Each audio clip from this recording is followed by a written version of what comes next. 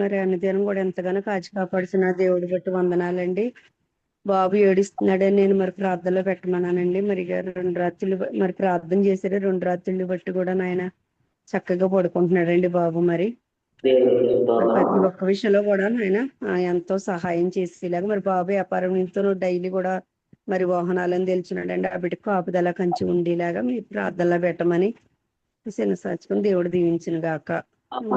ఈ సాక్ష్యం ద్వారా దేవునికి మహిమ కలుగును గాక. సాక్ష్యం బట్టి మరి బాబు రాత్రి నిద్రపోకుండా మరి ఏడుస్తున్నాడని చెప్పినప్పుడు మరి దేవుళ్ళ ప్రార్థన చేశారు. ప్రార్థన చేశారు.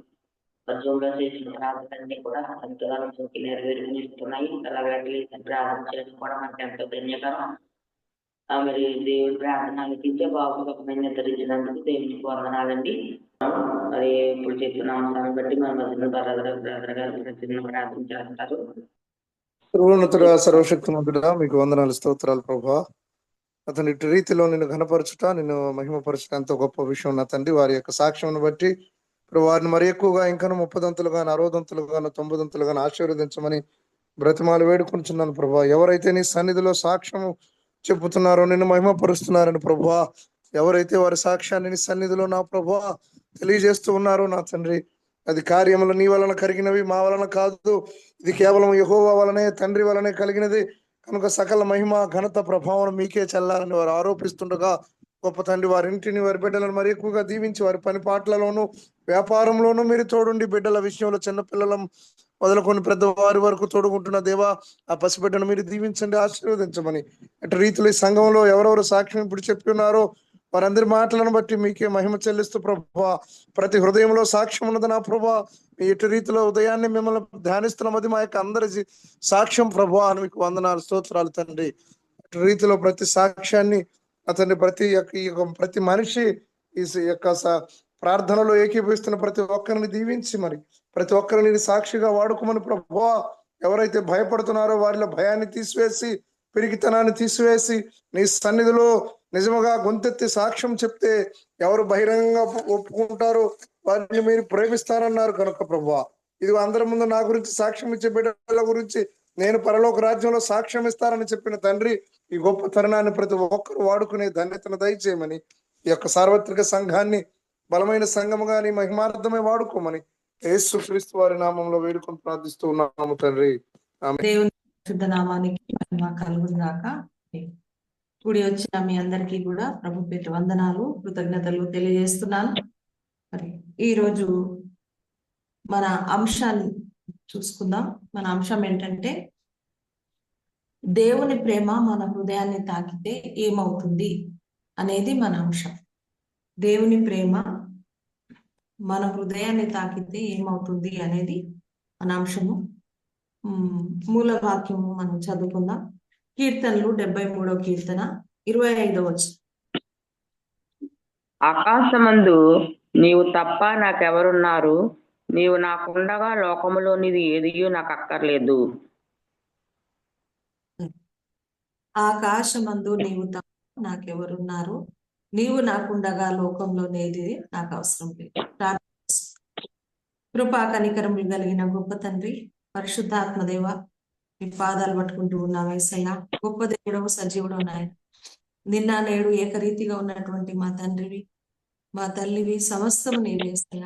ఈ వాక్యం ద్వారా మీరు మాతో ఏం మాట్లాడనే ఉన్నారు, సూటిగా తేటగా స్పష్టంగా మాట్లాడారు. మీ పరిశుద్ధాత్మ శక్తి స్థలంలో ఉంచి మీరు మాత్రమే మాట్లాడమని యేసు నామంలో అడుగుచున్నాము తండ్రి. ఆమేన్. దేవుని పరిశుద్ధ నామానికి మహిమ కలుగును గాక. మరి మన అంశము మనం జ్ఞాపకం చేసుకున్నాం కదా, దేవుని ప్రేమ మన హృదయాన్ని తాకితే ఏమవుతుంది అనేది మన అంశం. అయితే ఏమవుతుంది? ఈ లోకంలో అన్నిటికంటే విలువైనది దేవుని యొక్క ప్రేమ.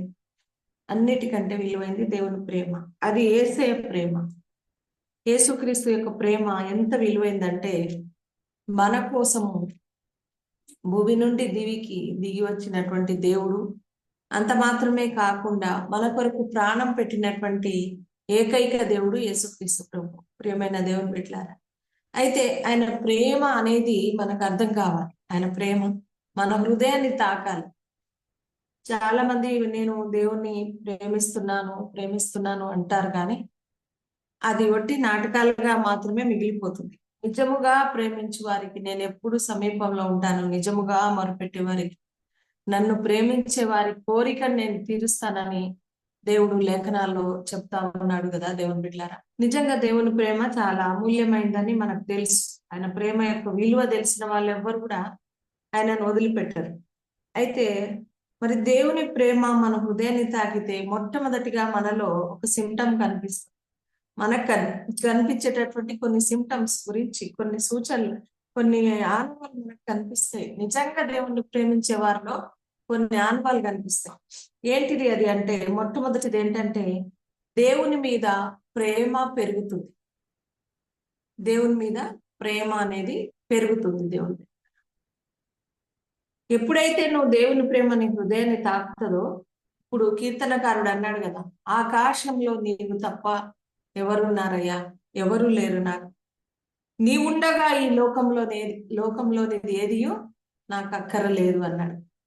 నిజమే దేవుని బిడ్డలారా, మొట్టమొదటి పాయింట్ ఏంటంటే దేవుని ప్రేమ మన హృదయాన్ని తాకినప్పుడు ప్రియులారా, మనలో ఒక రకమైనటువంటి ప్రేమ పెరుగుతుంది. ఒక రకం కాదు, చాలా ప్రేమ పెరుగుతుంది. మనకు యేసయ్య మీద చాలా ప్రేమ పెరుగుతుంది. మనం మరి దేవుణ్ణి ప్రేమించడం అంటే మాటలు కాదు. చాలా మంది అంటారు నేను దేవుణ్ణి ప్రేమిస్తున్నాను అంటారు. దేవుణ్ణి ప్రేమించడం అంటే అర్థం ఏంటిదండి? చెప్తారు ఎవరైనా? దేవుణ్ణి ఇష్టపడతామేనండి ప్రేమించడం అంటే. ఇంకా లోతుగా చెప్పాలి. దేవుణ్ణి ప్రేమిస్తున్నాను అనడానికి నిదర్శనంగా నువ్వు ఏం చూపిస్తావు?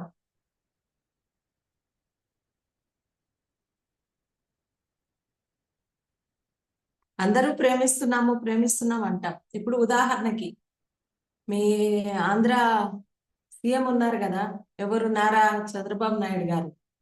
చంద్రబాబు నాయుడు గారు సీఎం అని అందరికీ తెలుసు, కానీ మనం తెలుసా ఆయనకి? తెలియదండి. తెలియదు కదా. మనకు కూడా ఆయన కనీసం పేపర్లో, టీవీలో దూరంగా ఏదో ముఖ చిత్రం, ముఖ పరిచయం మాత్రమే. కానీ ఆయనతో మనకు సత్సంబంధం, వ్యక్తిగత సంబంధం కలిగి ఉన్నామంటే లేదు కదా. అలాగే యేసు ప్రభువు మరి అందరికీ తెలుసు అంటారు. యేసయ్య, జీసస్ మాకు తెలుసు క్రైస్తవుల దేవుడు అన్న కాడికే ఉంది, అన్నంత వరకే వాళ్ళ జీవితాలు ఉంటున్నాయి. కానీ ఆయన మీద ప్రేమ ఎప్పుడైతే పెరుగుతుందో ఆయన మాట వినడం స్టార్ట్ చేస్తాం. దేవుని బిడ్డల ఆయన మాట వినడం అంటే ఆయన ఆజ్ఞలన్నిటినీ పాటించడం అనేది మనం నేర్చుకుంటాం అన్నమాట. అందుకనే దేవుని మీద ప్రేమ పెరుగుతుంది నీకు ఆటోమేటిక్ గా. ఆయన ప్రేమ నీ హృదయాన్ని ఎప్పుడైతే తాకుతుందో, చూడండి 10 మంది కుష్ఠరోగులను దేవుడు స్వస్థపరిస్తే మరి అందులో 9 మంది రిటర్న్ వచ్చారు. 10 మంది కుష్ఠరోగులను ఆయన స్వస్థపరిచినప్పుడు ఒక్కరే రిటర్న్ వచ్చారు. 9 మంది మళ్ళీ బ్యాక్ అయిపోయారు. అంటే వారికి యేసే ప్రేమ అర్థమైనట్టా కానట్టా? అర్థం కాలేదు వాళ్ళకి. అర్థం కాలేదు. అంటే దానికి టేక్ ఇట్ ఈజీగా, చాలా ఈజీగా వాళ్ళు తీసుకున్నారట దేవుని బిడ్డలారా. అయితే ఒక్కడు మళ్ళీ రిటర్న్ బ్యాక్ వచ్చాడు. అంటే అర్థం ఏంటంటే ఆ ఒక్కనికి ఆయన ప్రేమ రుచి తాకింది. దేవుని బిడ్డలారా, ఆయన ప్రేమ హృదయాన్ని తాకింది కాబట్టి నా దేవుడు నాకు కావాలి అని చెప్పి ఆయన రిటర్న్ రావడం అనేది జరిగింది. దేవుని బిడ్డలారా, మన జీవితాల్లో కూడా మరి యేసు ప్రభు యొక్క ప్రేమ మన హృదయాన్ని కనుక నిజంగా తాకితే, నిజంగా నీ హృదయం తెరవబడితే నీకు ఒక సిమ్టమ్ కనిపిస్తుంది. ఏంటిదంటే దేవుని మీద ప్రేమ పెరుగుతుంది. ఆటోమేటిక్ గా పెరుగుతుంది ప్రేమ. నువ్వు అప్పుడు కీర్తనకారుడు మనం కూడా అంటాం ఏమని? ఆకాశంలో నీవు తప్ప నాకెవరు ఉన్నారయ్యా, నీవు నాకుండగా ఈ లోకంలో నీది ఏది కూడా నాకు అక్కరలేదని చెప్తాం. దేవుని బిడ్డలారా, చాలా మంది లోకాన్ని ప్రేమిస్తా ఉన్నారు. ఈ రోజుల్లో మనం గమనించినట్లయితే దేవుడికి సెకండ్ ప్లేస్ ఇస్తున్నారు. మొదటి ప్లేస్ లోకానికి ఇస్తున్నారు, బంధుమిత్రులకు ఇస్తున్నారు, డబ్బుకి ఇస్తున్నారు, ప్రిఫరెన్స్ అన్నిటికీ ఇస్తున్నారు. కానీ దేవుణ్ణి మాత్రం ఎక్కడో పెడుతున్నారు. దేవుడు అది ఇష్టపడడు. ఎందుకంటే ఆయనను నువ్వు నిజంగా ప్రేమిస్తే మొదటి స్థానము నీ హృదయంలో దేవునికి ఇవ్వాలి, దేవుని బిడ్డలారా. అందుకనే మొట్టమొదటి పాయింట్ ఏంటంటే దేవుని మీద ప్రేమ పెరుగుతుంది. దేవుని మీద ప్రేమ పెరుగుతుంది. రెండోది ఏంటంటే, రెండో సిమ్టమ్, దేవుని ప్రేమ నీ హృదయాన్ని తాకితే ఇంకా ఏం పెరుగుతుంది, ఇంకేం కనిపిస్తుంది చెప్తారా ఎవరైనా? ఏం జరుగుతుంది అనుకుంటున్నారు?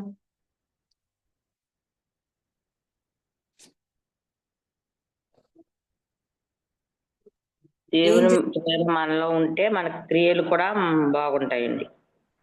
రెండోది ఏంటంటే అన్నిటికంటే ముందుగా ప్రార్థన పెరుగుతుంది. ఏం పెరుగుతుంది? ప్రార్థన పెరుగుతుంది. అంటే ఎప్పుడు సమయం దొరికితే అప్పుడు మనము ఒకటే ఆలోచిస్తాం.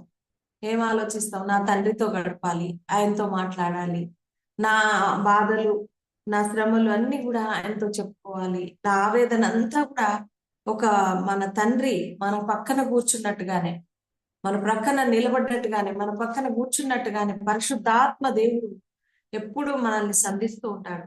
అంటే రెండవది ఏంటంటే, ఎప్పుడైతే దేవుని ప్రేమ మన హృదయాన్ని తాకుతుందో రెండో పాయింట్ ఏంటంటే ప్రార్థన పెరుగుతుంది. మన జీవితంలో ప్రార్థన జీవితం ఎక్కువైపోతుంది. ప్రార్థన ఆటోమేటిక్ గా టైం వేస్ట్, నువ్వు సెల్ ఫోన్ చూడడం కానీ, టీవీ చూడడం కానీ, లేకపోతే ఎవరితోటైనా ముచ్చటిస్తూ మాటలు వేస్ట్, టైం వేస్ట్ చేసుకోవడం కానీ, ఇలాంటివి ఏమీ చేయకుండా మనము ఏం చేస్తాం? సమయం దొరికితే మాత్రము ప్రార్థన చేయడానికి మనము ముందుకుంటాం. ఉదాహరణకి మన బైబిల్ గ్రంథంలో మరి దానియేలు గారు, మనకు తెలుసు కదా దానియేలు గారు, ఆయన రాజు ఆర్డర్ పాస్ చేశాడు, శాసనాన్ని పెట్టాడు. ఏమని? ఎవరి దేవునికి కూడా మొక్కకూడదు. ఒకవేళ ప్రార్థన చేస్తే, ఒకవేళ మొక్కితే, పూజిస్తే మరి వాళ్ళని ఏం చేస్తానన్నాడు? సింహాల బోన్లు వేస్తానన్నాడు. కానీ దానియేలు మరి అవేవి లక్ష్య పెట్టకుండా, శాసనం ఆర్డర్ పాస్ అయినప్పటికీ దేనికి ఎవరికి భయపడకుండా ప్రాణానికి కూడా తెగించి ప్రార్థన చేయడానికి ఇంటికెళ్ళి యెరూషలేము తట్టు కిటికీలు తీసి ముమ్మారు మోకరించి యథావిధిగా తన చర్య ప్రకారంగా ప్రార్థన చేసినట్టుగా దానియేలు గ్రంథంలో ఉంటుంది. దేవుని బిడ్డలారా, అంటే చూడండి, అతడు ఎందుకు అలా చేయగలిగాడంటే దేవుని ప్రేమను మర్చిపోలేకపోయాడు, దేవుని యొక్క సహవాసాన్ని విడిచిపెట్టలేకపోయాడు. దేవునితో మనము ప్రార్థనలో మనము తగ్గిపోయినాము, దేవునితో సహవాసం తగ్గిపోయిందంటే ఆటోమేటిక్ గా అపవాదిగాడు మనల్ని కదిలించడానికి రెడీగా ఉంటాడు ఎప్పుడు కూడా. అందుకనే దానియేలు గారు మరి అంత శాసనం ఆర్డర్ పాస్ అయినప్పటికీ, చంపేస్తామని తెలిసినప్పటికీ, సింహాల బోన్లు వేస్తామని తెలిసినప్పటికీ మరి ఆయన ప్రార్థన మానలేదండి. ఆయన ప్రార్థన జీవితము ముమ్మారు రోజుకు మోకాళ్ళేసి ప్రార్థన చేసేవాడు. దేవుని బిడ్డలారా, మరి అందుకనే దానియేలు ఎంతగా రాజాస్థానంలో ఎదిగినట్టుగా మనం చూస్తున్నాం. మంచి పేరు ప్రతిష్టలు కలిగినటువంటి అధికారిగా మనం ఆయనను గుర్తిస్తున్నాం. దేవుని బిడ్డలారా, అందుకనే ప్రార్థన అనేది మనకు పెరగాలి. దేవుడు మన హృదయాన్ని తాకితే మన ప్రార్థన జీవితం మారాలి, మన ఆత్మీయ జీవితం మారాలి. మూడవది ఏంటంటే, మనము ఇంకా దేవుని ప్రేమ మన హృదయాన్ని బలంగా తాకితే ఒకటి ఆలోచన చేస్తాం. ఏంటిది అది అంటే, పవిత్రంగా జీవించాలనే ప్రయాస ఉంటుంది మనకి. పవిత్రంగా జీవించాలనే ప్రయాస. రక్షణ పొందినప్పటి నుంచి మనం చనిపోయేంత వరకు, ప్రభు దగ్గరికి మనం చేరుకునేంత వరకు కూడా మనం పవిత్రంగా జీవించాలి. మన పవిత్రతను మనము ఎలా కాపాడుకోవాలి, ఎలా మనము దేవుని దగ్గర నిర్దోషులుగా నిలబడాలని మనం ఆలోచిస్తాం. దేవుని బిడ్డ, ఒకవేళ దేవుని ప్రేమ వారి హృదయాన్ని తాకకపోతే క్రైస్తవులైనా సరే పాపానికి బానిసలైపోతున్నారు. పాపము వారి యొక్క జీవితంలో తాండవం ఆడుతుంది. దేవుని బిడ్డలారా, మనం లోకంలో ఏమున్నదంటే స్పష్టంగా చెప్పుకోవచ్చు, పాపం ఉన్నది, నేత్రాశ, లోకాశ, జీవపు డంబము, మరి పాపము అనేది ఈ లోకంలో ఉన్నది. దేవుని బిడ్డలారా, ఉదాహరణకి యోసేపు, పోతిఫర్ భార్య అతన్ని మోహించి కోరుకున్నప్పుడు, దేవుని బిడ్డలారా, యవ్వను బిడ్డ, చక్కటి యవ్వనస్తుడు, అందగాడు, కానీ తన పాపానికి మరి చోటు ఇవ్వలేదండి. ఎంత మంచి జీవితం జీవించాలి, నా ప్రభు చూస్తున్నాడు పైన అని చెప్పి, నువ్వు నాకు తల్లి లాంటి దానివని చెప్పి ఆమెను హెచ్చరించినట్టుగా మనం చూస్తున్నాం దేవుని బిడ్డలారా. అంటే చూడండి, లోకము ఎప్పుడు పాపం చేయాలి, సమయం ఎప్పుడు దొరుకుతుందని ఎదురు చూస్తున్న ఈ దినాలలో మరి దేవుని బిడ్డలుగా మనము పవిత్రంగా జీవించాలని ప్రయాసపడాలి. ఈ దినాలైనా ఏ దినాలైనా మన హృదయంలో దేవుడు ఉంటే మనలో మార్పు, దేవుని సాత్వికముగా దేవుని యొక్క మార్పు, దేవుని బిడ్డలుగా మనం ఒక డిఫరెంట్ వ్యక్తులుగా మనం ఉండాలని ప్రభు ఆశపడుతున్నాడు. వాళ్ళే నిజమైన క్రైస్తవం. ఎవరైతే పవిత్రంగా జీవించాలని ప్రయాసపడతారో, పవిత్రత కోసం ప్రాణం పోయినా సరే అని ఎదురుగా పోరాడతారో, మరి ఈ సమాజంతో లోకంతో విజయాన్ని సాధిస్తారో వాళ్ళే నిజమైనటువంటి బిడ్డలు. అందుకనే పవిత్రంగా జీవించాలని ప్రయాసపడతారు. దేవుని మీద దేవుని ప్రేమ మన హృదయానికి తాకితే పవిత్రత కావాలి. మన మనసులో, మన శరీరంలో, మన జీవితంలో పవిత్రత కావాలని మనం ప్రయాసపడతాం. దేవుని బిడ్డలారు, పాపానికి దూరంగా ఉంటాం. ఎందుకంటే పాపాన్ని నా హృదయంలో లక్ష్యం ఉంచిన ఎడల నా ప్రార్థన పరమునకు చేరదన్నాడు దావీదు. నిజంగా పాపాన్ని మనం లక్ష్య పెట్టిన ఎడల మన ప్రార్థన పరమునకు చేరదు. ఎన్ని ప్రార్థనలు చేసినా వ్యర్థమే దేవుని బిడ్డలారు, వ్యర్థమే. అందుకనే చూడండి, ఎన్నో సంఘటనలు మనం చూస్తున్నాం. మొన్న టీవీలో ఆ మధ్య కాలంలో ఒక పెద్ద మనిషి, మరి మనవరాల వయసులో ఉన్నటువంటి 8 సంవత్సరాల పాపని తీసుకెళ్లి ఎంతో మరి అత్యాచారం చేసినట్టుగా మనం వాడుకున్నట్టుగా మనం చూస్తున్నాం. దానికి ఫలితంగా అతనికి ఏం జరిగింది? మరణమే వచ్చింది. పాపానికి జీతము మరణం. మరి రెడ్ హ్యాండెడ్ గా పట్టుబడ్డాడు. తర్వాత ఆ చెరువులో దునికి అతనే ఆత్మహత్య చేసుకున్నాడు. కొట్టి పోలీసులు కొట్టిన తర్వాత. దేవుని బిడ్డలారా, అంటే పాపానికి జీతం ఏంటిదంటే మరణం అని ప్రభువాక్యం సెలవిచ్చినట్టుగా పరిశుద్ధులుగా జీవించడానికి మనము ప్రయాసపడాలి దేవుని బిడ్డలారా. అందుకే 1 యోహాను 3వ అధ్యాయం 6 నుంచి చూడండి. 1 యోహాను పత్రిక 3వ అధ్యాయం 6వ వచనం 8వ వచనం 6 నుంచి చూడండి.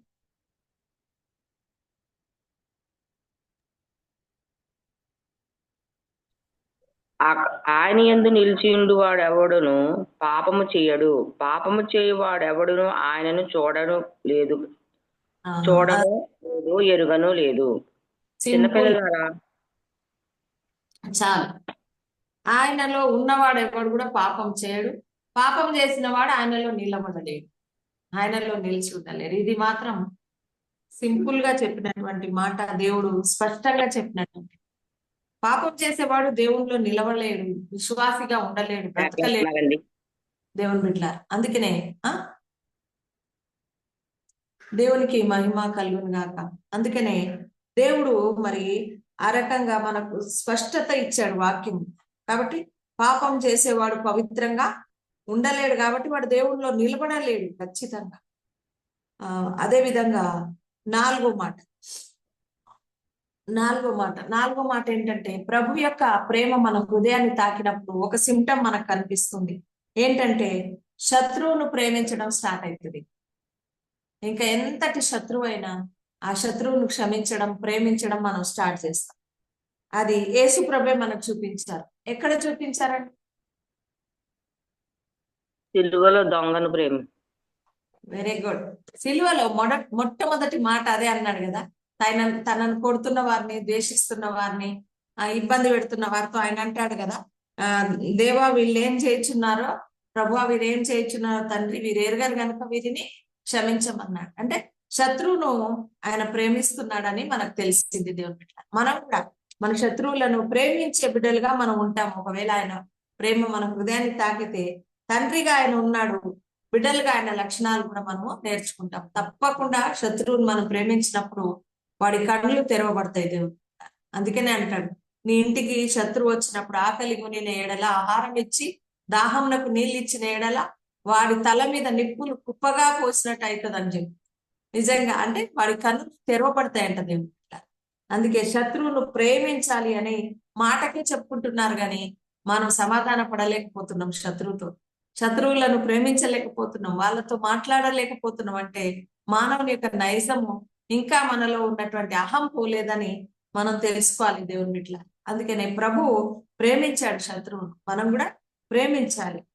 లాస్ట్ పాయింట్ ఏంటంటే, ప్రభు ప్రేమ గనుక నీ హృదయానికి తాకితే ఒకటి జరుగుతుంది. లాస్ట్ ఇది వెరీ ఇంపార్టెంట్. ఏంటంటే నువ్వు మంచి సాక్షిగా నిలబడతావు. ఈ సమాజంలో, ఈ సంఘంలో, ఈ ప్రపంచంలో దేవుని ప్రేమ నీ హృదయాన్ని నిజంగా తాకితే నువ్వు ఎలా నిలబడతావు అంటే ఒక మంచి సాక్షిగా నిలబడతావు. సాక్ష్యం వెరీ ఇంపార్టెంట్ దేవుని బిడ్డలారు. మంచి సాక్షిగా నిలబడాలంటే మామూలు విషయం కాదు. కుటుంబాన్ని చూసుకోవాలి, అవునా? అన్నిటినీ సమాజంలో నువ్వు సాక్షిగా నిలబడాలంటే సేవా జీవితం ఉన్న వాళ్ళు కూడా, ఇప్పుడు సేవకులుగా మేము ఉంటున్నాము, మాకు కత్తి మీద సాము లాంటి జీవితమే. ఎందుకంటే సాక్ష్యం పోగొట్టుకోకుండా, బ్రతికినంత కాలము కుటుంబ సాక్ష్యం పోకుండా, సంఘంలో సాక్ష్యం పోకుండా, సమాజంలో సాక్ష్యం పోకుండా ప్రయాసపడుతూ ఉండాలి. ఎందుకంటే మంచి సాక్ష్యం మనము కలిగి ఉండాలి. మంచి సాక్ష్యం కలిగి ఉండాలంటే ఏంటిదంటే ప్రభు కోసం ఖచ్చితంగా నిలబడాలి. ప్రభు కోసం ఏదేమైనా మనం నిలబడే శక్తిని మనం పొందుకోవాలి. మత్తయి సువార్త 5:16 చూడండి ఒకసారి.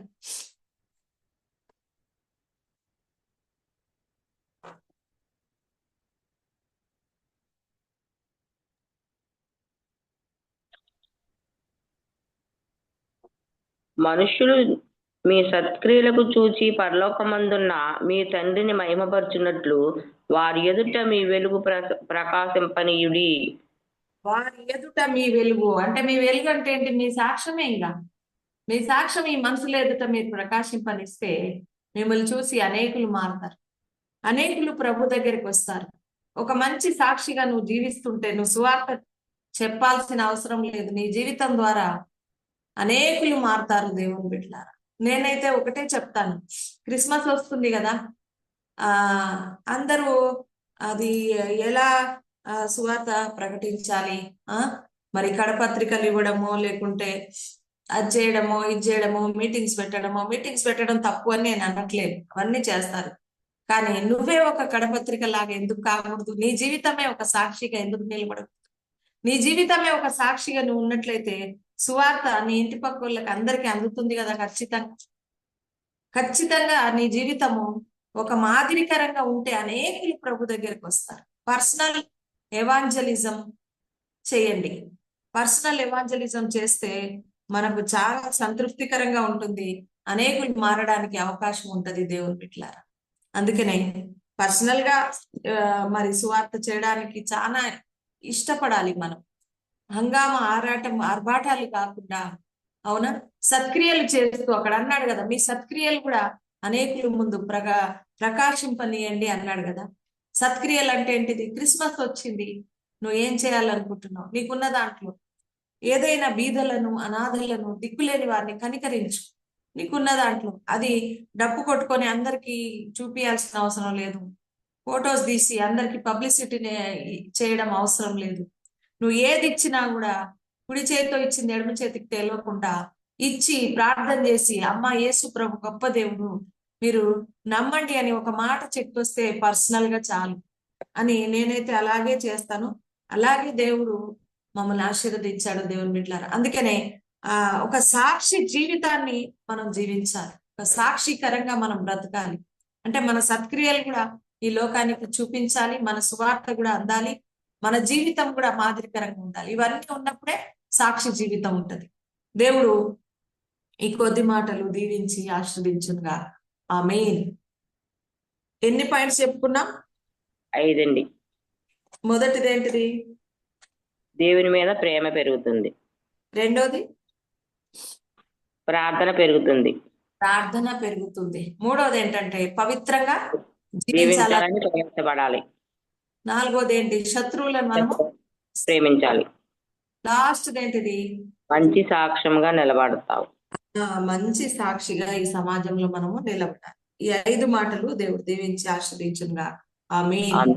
ఆమేన్. ఉదయకాల సమయంలో చక్కటి మాటలు. మరి అమ్మగారు, దేవుని ప్రేమ మన హృదయాన్ని తాకితే ఏమవుతుంది? నిజంగా ఆయన ప్రేమ మన హృదయాన్ని తాకితే ఏమవుతుందనే అంశాన్ని తీసుకుని మరి దేవుని మీద మనకు కూడా ప్రేమ పెరుగుతుందని, మరి తర్వాత ఏమో మరి ప్రార్థన ఎక్కువగా ప్రార్థన చేసుకుంటామని, మరి పవిత్రంగా జీవించాలని ప్రయాసపడతామని, శత్రువులను ప్రేమిస్తామని, మంచి సాక్షిగా నిలబడతాం. చక్కటి మాటలు, మరి దేవుని ప్రేమ మన హృదయంలో ఉంటే ఇవన్నీ ఖచ్చితంగా మనం చేస్తామని చక్కటి మాటలు చెప్పారు అమ్మగారు. నిజమే, దేవుని ప్రేమ మనలో ఉండాలి. అది ఆ ప్రేమను మనం ఎదుటి వారికి కూడా పంచే వరముగా ఉండాలండి దేవుని ప్రేమ. అప్పుడు మా అన్యులేంటి మరి చాలా మంది దేవుని ప్రేమ కలిగి మనం ఉండి వారి దగ్గరికి వెళ్ళి సువార్త చేసినప్పుడు వారు ఖచ్చితంగా మారుతారు. అనేక మంది బిడ్డలు మారుతారు. దేవుని ప్రేమ మనం అందరం కలిగి ఉందామండి. అందుకే ఈ చక్కటి మాటలు చెప్పిన అమ్మగారిని బట్టి వందనాలు. వాక్య నిమిత్తం మన మధ్యలో ఉన్న బ్రదర్ గారు ప్రార్థన చేస్తారు. సర్వోన్నతుడా గొప్ప తండ్రి, మీకు వందనాలు, స్తోత్రాలు ప్రభా. ఉదయకాల సమయంలో అమూల్యమైనటువంటి వాక్యాన్ని మాకు అతన్ని తెలియజేసిన దైవజనాలను బట్టి మీకు వందనాలు, స్తోత్రాలు ప్రభా తండ్రి. ఎందుకంటే మనిషి తన జీవితంలో ప్రభా అయ్యా మీరు అన్నారు, ఇదిగో అన్ని ఆజ్ఞల కంటే మరి ముఖ్యమైన 2 ఆజ్ఞలు, అందులో నీ తండ్రిని నువ్వు సన్మానించాలి, పూజించాలి, రెండవది అందరినీ ప్రేమించాలని చెప్పిన ప్రభా. యేసయ్యా నువ్వు నా హృదయంలో ఉంటే మాలో నిజమైన ప్రేమ బయటకు వస్తుంది. ప్రార్థన అనుభవంలో మేము నిలిచి ఉంటాం ప్రభా. అలాగే రీతిలో మేము పవిత్రంగా బ్రతకడానికి ఉంటాం ప్రభా. ఇదిగో నువ్వు అందరినీ ప్రేమించిన, నిన్ను హేళన చేసిన వారిని, నిన్ను హింసించిన వారిని, నిన్ను బాధ పెట్టిన వారిని కూడా ప్రేమించావు కదా ప్రభా. అదే రీతిలో ఈ రోజు మేము సాక్షుల వలె, సాక్ష్యం చెప్పిన సహోదరుల వలె అందరూ సాక్షులుగా ఉండటానికి నా ప్రభా నీ ప్రేమ ఎంతో దోహదపడుతుంది తండ్రి. అట్టి గొప్ప ఘనమైన ప్రేమను వ్యర్థము చేసుకోకుండా, నిరర్ధకము చేసుకోకుండా తండ్రి, ఆ గొప్ప ప్రేమను మాలో అతని మా హృదయంలో స్థాపించుకుని ప్రేమకు నా తండ్రి ఒక మార్గదర్శకులుగా, ప్రేమామయునికి ప్రియ కుమారులుగా, కుమార్తెలుగా మనందరిని బలపరిచి మీరే మీ ప్రేమ రాజ్యాన్ని విస్తరించే ధన్యతను మాకు దయచేయమని. అయ్యా క్రిస్మస్ అంటే నిజమైన ప్రేమని, క్రిస్మస్ అంటే లోకానికి సెలవిచ్చే ధన్యతను మా యొక్క మేమే పత్రిక స్వార్థలుగా మారి, మా మాటలు, మా నడక, మా యొక్క ఉద్దేశములు మేమందరము స్వార్థ పత్రికల వలె మారి నీ దూతల వలె, ప్రేమ పత్రికల వలె మమ్మల్ని బలపరచమని యేసు నామములో వేడుకొని ప్రార్థిస్తున్నాము తండ్రి. ఆమేన్. ఆమేన్. దేవునికి స్తోత్రం. వాక్య నిమిత్తం ప్రార్థన చేసిన బ్రదర్ గారికి వందనాలండి. ముగింపు ప్రార్థన చేసుకుని ఆశీర్వాదం తీసుకుందాం. అమ్మగారు ముగింపు ప్రార్థన చేయండి అమ్మగారు. ఓకే. స్తోత్రం తండ్రి, స్తోత్రం నాయన. పరిశుద్ధాత్మ డాడీ నీ పాదాలు పట్టుకుంటూ ఉన్నాం యేసయ్య. అయా ఈ ఉదయకాల సమయంలో చక్కటి మాటలు మాతో మాట్లాడినందుకు వందనాలు. కుడి వచ్చిన ప్రతి బిడ్డను బట్టి నీకు స్తోత్రాలు నాయన. దైవ సేవకులు, సేవకురాడులు, ప్రభా, విశ్వాసులు సమస్తం ఎంతో మంది సార్వత్రిక సంఘంలో నాయన జాయిన్ అవుతుండగా ఇంకా అనేకుల్ని నడిపించండి ఈ ప్రోగ్రాంకి నా తండ్రి. అయా ఈ యొక్క కార్యక్రమం ద్వారా అనేకులకు స్వార్థ ప్రకటించబడుటకు నాయన, నీ వాక్యము వెదజల్లబడుటకు మీరు సహాయం చేయండి. వాడుకుంటున్న ప్రతి దైవ సేవకుని బట్టి, సేవకురాలు బట్టి వందనాలు చెల్లిస్తా ఉన్నాను డాడీ, నీకు స్తోత్రాలు. మరి అవసరాలు అక్కర్లు తీర్చండి నాయన. ఈ జూమ్ లో ఉన్నటువంటి బిడ్డలందరి అవసరాలు తీర్చండి నాయన. అయా అంత్యకాలంలో మేము ఉన్నాము ప్రభా, అపాయకరమైన పరిస్థితుల్లో మేము ఉన్నాము. అయా మమ్మల్ని కనికరించండి, కాపాడండి. మా కుటుంబాల చుట్టూ అగ్ని కంచె వేయండి, మీ దేవదూతలు కావలి ఉంచండి నాయన. అదే విధంగా కార్యక్రమాన్ని ముందుకు తీసుకెళ్తున్న బిడ్డలు సంధ్యమ్మ గారిని, విక్టర్ బాబు గారిని మీరు దీవించండి, ఆశీర్వదించండి.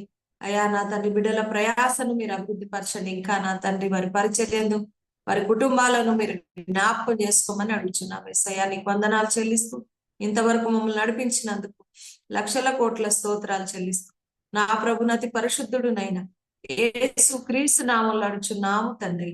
ఆమేన్. మన పరమ తండ్రి అయిన దేవుని యొక్క ప్రేమ, కుమారుడైన యేసు క్రీస్తు యొక్క కృప, పరిశుద్ధాత్మ అన్యోన్య సహవాసము, సకల దీవెన ఇప్పుడు ఎల్లం కూడి ఉన్న ప్రతి బిడ్డ పైనను, లోకంలో ఉన్న సకల పరిశుద్ధులు ప్రత్యేకించి సార్వత్రిక సంఘము పైన సదాకాలము తోడై ఉండును గాక. ఆమేన్. Praise lord. వందనాలు అమ్మగారు. రూమ్ లో ఉన్న వారందరికి వందనాలు. అందరికీ వందనాలు. అందరికీ వందనాలు అమ్మా. అందరికీ వందనాలు. వందనాలు అయ్యా.